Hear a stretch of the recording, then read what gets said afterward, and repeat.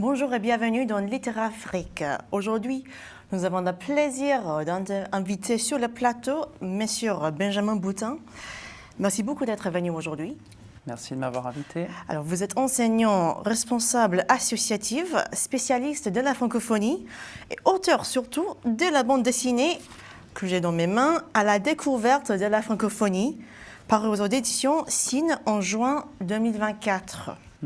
Alors, c'est un BD assez remarquable qui raconte le racine de l'histoire de la francophonie à travers de deux étudiants d'abord. Donc, il y a Jean Sylvain qui est acadien et aussi Virginie qui est mauricienne, qui se croisent dans le jardin de Luxembourg et en évoquant le mot francophonie parce que c'est la langue française qui leur lie ensemble, si vous voulez, dans laquelle ils communiquent.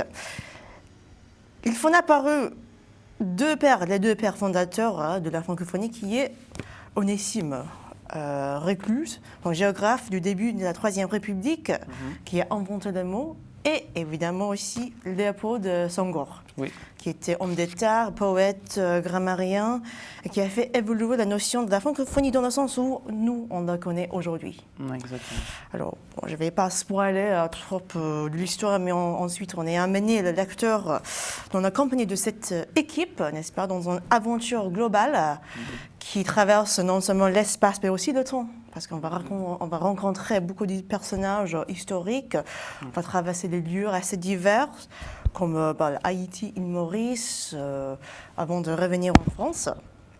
Alors, c'est un travail quand même, comme j'ai dit, remarquable, de condenser l'histoire quand même de la francophonie dans toute sa complexité, ses nuances, dans un BD de 52 pages. C'est quand même, j'imagine que ce n'était pas facile. Donc, première question, c'était quoi? Quel est le cheminement personnel qui vous a amené à écrire, à embarquer sur cette histoire, à créer cet ouvrage? En réalité, c'est un prolongement de mon engagement associatif puisque je suis engagé pour la francophonie depuis mes plus jeunes années.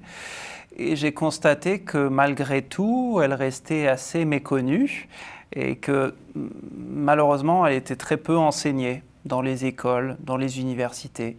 Alors même si certaines universités, comme l'Institut international pour la francophonie où j'enseigne, en font un objet d'étude, bien sûr, mais de manière générale, le niveau de connaissance de la population et des populations sur cet objet, effectivement assez complexe mais passionnant, n'est pas très développé. Donc je me suis dit, il fallait écrire un dialogue de manière à faire passer cette histoire de façon plus vivante, tout en ressuscitant d'ailleurs des personnages qui ont compté dans l'histoire et en les faisant dialoguer avec des jeunes pour le côté interculturel et intergénérationnel.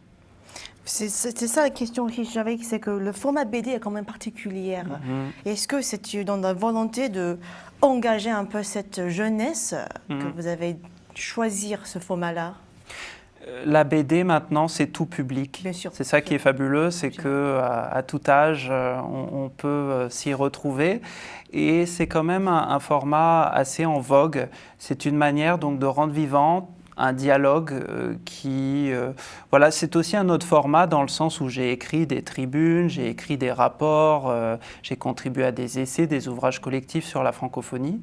Et la BD, c'est un nouveau moyen de sensibiliser des publics. Alors on cherche tous les moyens possibles et c'est un beau moyen puisque l'image se met au service du texte et de la compréhension. Donc, parmi toutes les personnalités historiques dont vous évoquez dans la mémoire et la pensée dans votre BD, qui sont celles qui vous inspiraient le plus? Alors, je dirais quand même que Senghor reste le maître à penser, Léopold Sédar Senghor, de la francophonie. Et je me retrouve vraiment dans sa vision du dialogue des cultures, de la contribution de la francophonie à ce qu'il appelait la civilisation de l'universel. Donc ce côté très universaliste, c'est aussi cet enracinement dans sa propre culture, Sérère notamment, l'enrichissement qu'il a trouvé grâce à la langue française et le rayonnement aussi international qu'il a trouvé grâce à cette langue notamment, mais pas que, grâce à ses multiples talents. Et son parcours à la fois d'homme d'État, mais aussi d'homme de culture, écrivain, poète, académicien, tous les titres que vous avez rappelés. Pour quelqu'un qui est comme vous, puisque vous travaillez toujours dans la francophonie, vous êtes quand même très actif dans le domaine, est-ce qu'il y a des personnages aujourd'hui qui pour vous représentent le mieux ce mot? Oui, déjà certains se retrouvent dans la BD puisque la bande dessinée met en scène aussi des personnages vivants.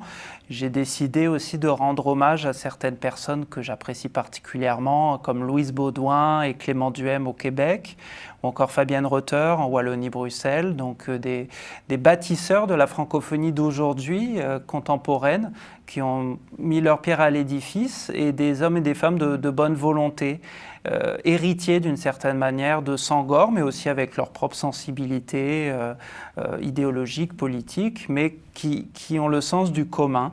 Et donc j'ai voulu leur rendre hommage et d'une certaine manière peut-être un peu les immortaliser dans la BD. J'aimerais juste citer un peu quelques passages du page 21. D'abord, on évoque un personnage historique, mais qui est peut-être pas très connu, comme vous l'évoquez dans le BD, Charles de Gaulle, comme un pas fondateur, mais un personnage important dans la francophonie, dans la promotion de la francophonie. Puis, alors, pour retourner un peu sur cette thématique des jeunes, alors là, on a Louise Bourdin qui parle à Senghor, qui dit que la francophonie n'est pas une nostalgie, elle est une maison commune à parachever, mais surtout habitée par et pour les jeunes. Donc, je fais confiance aux jeunes francophones à travers le monde pour faire fructifier ce trésor qui est la coopération en langue française et relever ensemble les défis contemporains. Donc, éducation, emploi, développement durable, mobilité, diversité culturelle. Là, elle continue en parlant sur aussi tout ce qui est dans le numérique, donc l'intelligence artificielle, tous ces nouveaux médias, ces enjeux qui fait face aussi. Donc, comment, face à ces phénomènes, comment la francophonie peut-elle être un outil pour rassembler du monde en études diplomatiques? Oui, vous citez le général de Gaulle. C'est vrai qu'il est quasiment jamais cité parmi les fondateurs ou les personnes qui ont précipité l'achèvement de la francophonie institutionnelle, et pourtant il a joué un rôle, effectivement, même s'il ne voulait pas avoir le premier rôle, mais il a aidé, de même qu'on peut citer des Québécois, le prince Norodom Sihanouk et d'autres, et beaucoup de personnalités de la société civile aussi, qu'on nommait souvent de citer, comme Roland Béglin au Jura suisse, et j'en parle, mes personnages le rencontrent d'ailleurs. Donc la francophonie, c'est un outil de coopération. Voilà, se parler, c'est déjà une base, pouvoir se comprendre, se parler. Mais c'est qu'est-ce que nous voulons, nous, francophones, faire ensemble. Et donc, d'année en année, de sommet de la francophonie en sommet de la francophonie, on définit des domaines de coopération prioritaires, que ce soit l'éducation, l'environnement, ça peut être la santé, pourquoi pas, ça peut être aussi la prévention de la radicalisation. Donc il y a beaucoup de domaines aujourd'hui. Le tout, c'est d'être efficace avec des moyens qui ne sont pas, j'allais dire, illimités. Donc il faut bien se centrer sur des priorités, et c'est ce que nous allons voir à Villers-Cotterêts et à Paris d'ici quelques jours, c'est-à-dire qu'est-ce que les chefs d'État et de gouvernement nous donnent comme feuille de route. Donc ça, c'est important, mais c'est aussi écouter la société civile, qui a quelque chose à nous dire et qui est une force vive, essentielle pour l'avenir de la francophonie.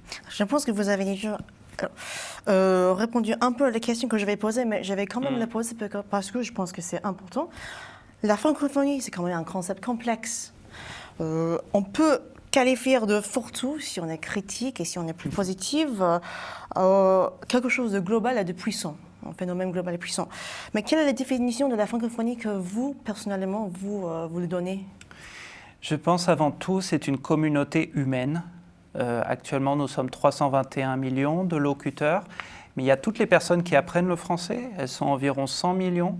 Et grâce notamment aux professeurs de français à qui il faut rendre hommage, qui sont à peu près 900 000 dans le monde, toutes ces personnes-là vont devenir des francophones, plus la courbe démographique ascendante, notamment africaine, qui va faire en sorte que la francophonie, effectivement, continuera d'être une force puissante dans la mondialité.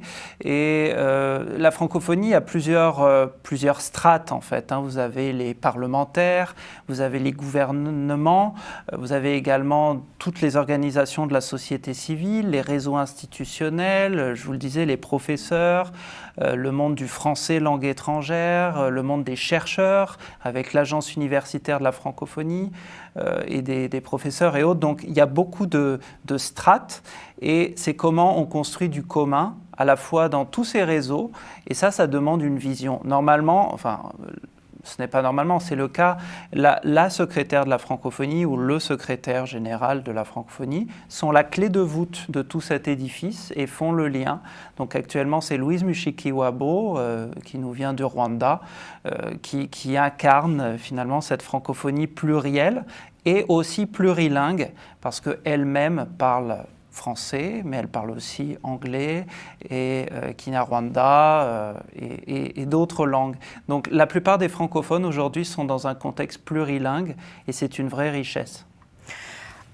Vous avez déjà touché là exactement sur cette idée de la francophonie comme quelque chose de très institutionnel. Je pense que parfois c'est des critiques un peu dans la francophonie, c'est que bon, c'est un peu réservé aux parlementaires, à la diplomatie, sans prendre en contexte le fait que la plupart des gens qui apprennent, beaucoup des gens qui apprennent le français, en fait, ça vient plutôt de la culture. Donc, c'est peut-être le cinéma, c'est la musique, la littérature. Là, c'est aussi des séries. Je pense que Emily in Paris est comme responsable pour un bon parti des touristes qui viennent aujourd'hui en France, qui, après, ont envie d'apprendre la langue française. Donc, avez-vous des idées pour renforcer les liens entre les institutions francophones comme OIF et aussi les sociétés civiles francophones?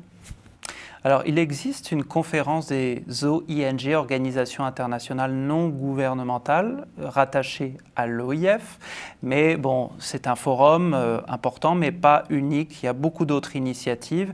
Et tout ce que vous rappelez, donc, c'est-à-dire le rôle de la culture, du cinéma, de la chanson francophone. On peut aussi citer Stromae, pourquoi pas, en Belgique. On peut citer Angèle, aussi Angèle, Céline Dion qui chantait sur la Tour Eiffel et qui, je pense, a suscité beaucoup de vocations de futurs francophones. Dans le passé, on a eu d'autres grands chanteurs aussi. Tout ça, ça compte beaucoup et même, je dirais, c'est le principal facteur d'attractivité qui va pousser certaines personnes à apprendre le français. Après, il y a toute la dimension francophonie économique sur laquelle on pourrait élaborer, francophonie scientifique.